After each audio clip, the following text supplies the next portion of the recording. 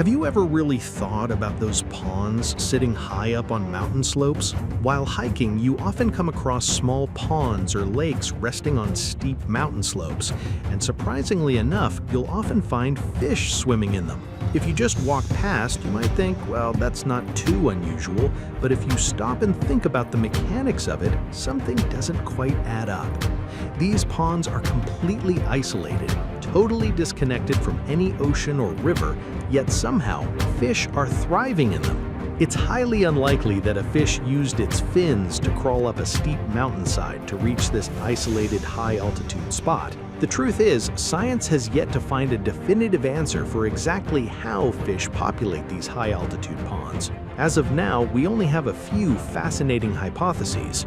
The first hypothesis points to meteorological phenomena. Picture a tornado with its violent winds and severe thunderstorms. If this massive vortex forms over a body of water, a phenomenon known as a waterspout, fish can actually be swept up by the powerful updrafts and dropped in completely different locations. In fact, back in 2021, a bizarre event was reported in Texas where fish that had been sucked into the sky quite literally rained down on a local town. Some biologists and experts argue that these waterspouts are the exact reason fish end up in mountain ponds. When a massive vortex forms, fish are pulled out of the water, carried by the winds, and by sheer chance deposited into high-altitude lakes. Of course, it's worth noting that no definitive, direct evidence has yet been found to completely prove this hypothesis. The second hypothesis centers around severe rainfall and torrential downpours. When heavy rain causes water to surge down the mountainside, it can temporarily connect a mid-elevation pond with one at the base of the mountain, creating a single, continuous stream. Some experts suggest that during this brief window, fish from the lower pond swim upward, battling directly against the rushing currents. However, from a logical standpoint, it raises a strong question. Is it truly plausible for ordinary fish to successfully navigate up such a steep and treacherous flow of water? The third hypothesis, and currently the most compelling one, is that birds are the ones transporting the fish. When waterfowl or ducks hunt in other lakes or ponds, they often swallow not just the adult fish, but also the eggs still inside the mother fish. As the bird flies off to a new location and eventually leaves its droppings, something remarkable happens. Remarkably, completely undigested fish eggs can pass through their digestive system, and if those droppings happen to land in a mountain pond, the eggs can actually hatch right there. To put this third hypothesis to the test, a team led by Hungarian ecologist Adam Lovas-Kis conducted a truly fascinating experiment.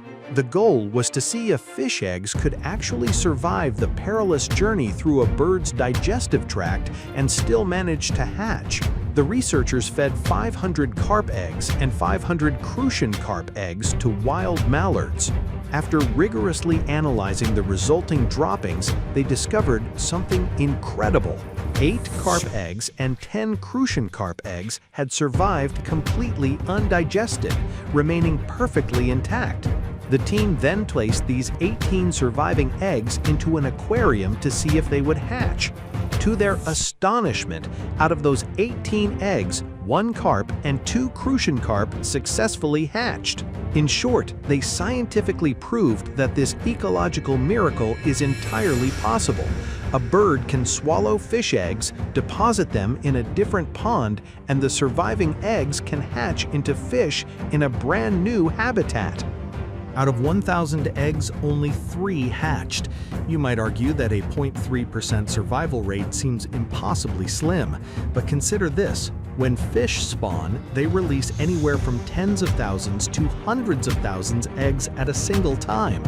Furthermore, considering that countless bird species, beyond just the mallards used in the experiment, swallow eggs and migrate every single day, the probability of life being transported to a mountain pond in the natural world is actually far higher than we might think.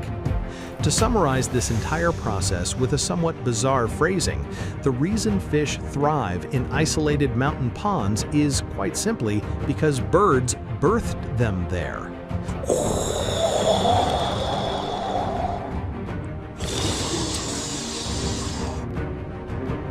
I am your father.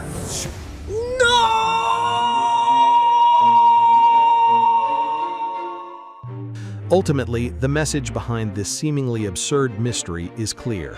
Nature is far more intricately connected than we realize, and life, through methods and pathways we could never anticipate, inevitably finds a way. That concludes the record of knowledge we've explored today. This has been Flat Archive's 5-Minute Discovery. Thank you for watching.